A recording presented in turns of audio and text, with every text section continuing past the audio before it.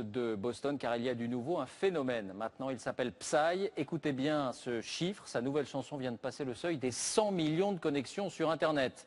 Ça n'est pas forcément un gage de qualité. Vous allez vous-même juger de ses dispositions musicales. Psy est un chanteur sud-coréen et au-delà de son cas, on va voir que le pays a musé délibérément sur la musique comme les États-Unis l'avaient fait avec le cinéma après la guerre. Clément Le Goff, Alexis Jacquet. En seulement quelques mois, il est devenu une icône. Avec ses danses loufoques et son look déjanté, Psy repart à la conquête du monde.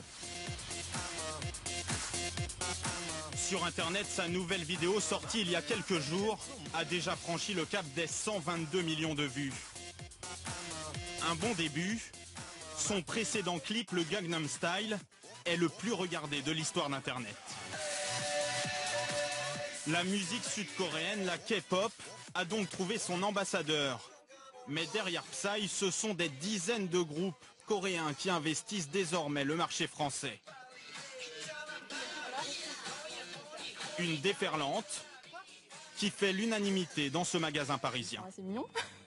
Et ouais, ça bouge, enfin voilà quoi, c'est sympa.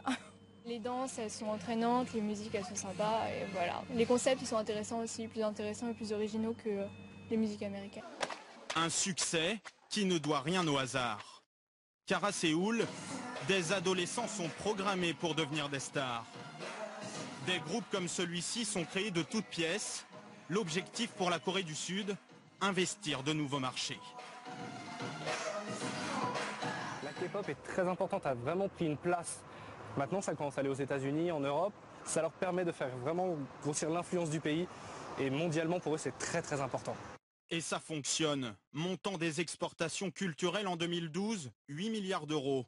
Et le gouvernement sud-coréen table sur 38 milliards de recettes en 2020. Simple phénomène de mode ou succès durable à l'étranger, la Corée du Sud veut donner l'image d'une culture moderne, à l'opposé de sa voisine, la Corée du Nord. Voilà.